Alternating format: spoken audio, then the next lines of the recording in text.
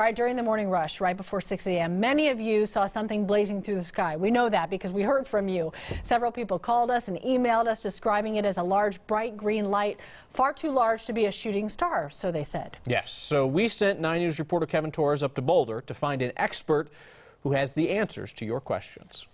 This is the Space Technology Building. The Laboratory for Atmospheric and Space Physics in Boulder is one of those places where really smart people work. So I was trained as a physicist and an astronomer and a planetary scientist. People like Nick Schneider. It's a good mix of things. He's the man who was able to put a label on what many of you saw thundering through the Colorado sky early this morning. Now, a typical shooting star that everybody has seen may be the size of a pea or a grain of sand, something really small.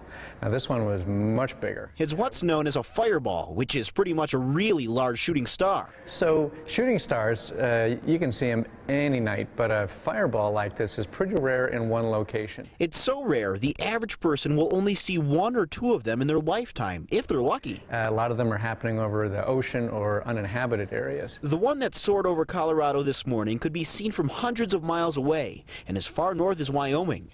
In the last couple of years, there has only been a handful of reported fireball sightings in Colorado. A fireball like this is usually just visible for a handful of seconds as it goes across the sky like that. Enough to let your jaw drop, I'd say. Fireballs tend to travel many miles per second, which is why they're tough to see. This particular one, says Schneider, is likely millions of years old and spent its entire life in an asteroid belt. So this has been on its orbit, you know, thousands, millions of years going around and around the sun, just waiting until Earth got in the way. Remarkable how it took that long to provide a handful of you with a spectacular 10-second show in the sky. It's amazing. In Boulder, this is Kevin Torres, 9 News.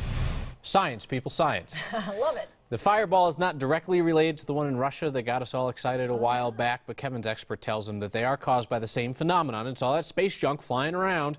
And the fireballs and the meteors falling from the sky are just pieces of comets and asteroids that have been stirred up by the gravity of Jupiter. That gravity of Jupiter, troublemaker. I'm glad they're different because remember all the broken glass and the damage from the one in Russia? Yeah, I mean, that one was terrifying. Mess. This one was just neat to see. Sure. Prefer that. I love the calls that come in after these things because everybody worries that they're the only one who saw it. Yeah. Am I that person? Am I that guy? Am I that guy? You don't want to be that one who calls about lights in the sky. So people feel better when we say, no, yeah. There are lots of people. Don't feel that way. You're not alone. Call us with your lights in the sky anytime.